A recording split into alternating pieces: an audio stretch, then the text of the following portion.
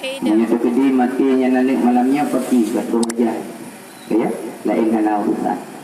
Bentuk macam kejadian tunggu punya terkedi mati pura dari luar pembunuhan. Lekemah kan pembunuhan. Ya, segala belum main kada belum tanya apakah siap-siap.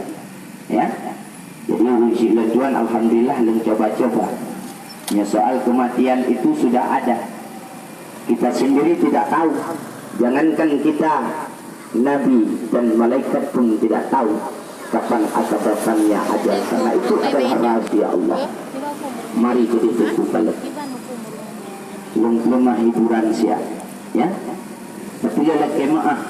Bila saat untuk lumpuhnya anak, lumpuhkai capot jongjibnya berarti kerja penangkan. Bila pegah manusia yang terkutuk oleh Allah. Kemaah itu ya. Bismillah ya Allah. Bismillahirrahman. Bismillahirrahim.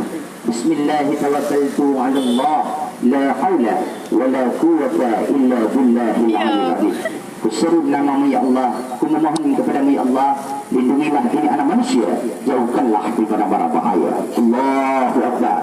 Allahu akbar. Allahu akbar.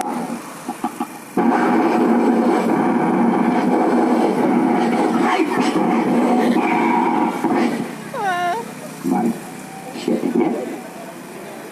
Tunggu perhatikan itu. Jadi ini lagi yang tengkani mayat, ya. Memang jalan mayat, ya. Bila kemaah, nyala kemaah benar pergi pulau-pulau mayat, kan? Punya pudada, alhamdulillah anak asing li. Jangankan pudada seluruh Aceh, kalau dia urung le bungkuh lagi mayat. Ada guru biasa, wami akrobat urung langguni betul. Alhamdulillah selama lu korbitkan perkara dengan kematian. Ramai kaum kadubat main akrobat, yang kusuji main akrobat, main ini dengan main. Pujian untuk menyadarkan diri utama sekali. Sesungguhnya janji yang paling tepat di akhir dunia tiada lain janji.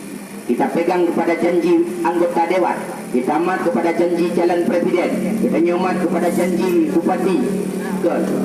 Dewa ke janji munafiknya. Manfaati yang janji yang paling jerah, janji ke Allah. Kullu nafsin zaikatul maut. Tiap-tiap yang menyawang pasti akan mati. Kullu ni'idabah kepada isim nakirah berfaedah umum afrad. Pegang Allah. Pada saat dunia gini lengkap oleh Allah berpandung, mana memendung orang Islam yang tinggal kafir-kafir laknatillah.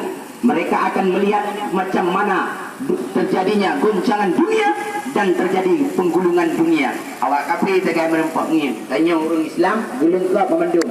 Gerintak nyawa ngilai. Ya, kafir mati memendung, maka awak kafirlah. Maka dipegah oleh Allah siapa saja yang dapat melihat, yaitu pada saat dilengkapnya oleh Allah yang ke manusia yang paling dilaknat oleh Allah Subhanahu wa taala.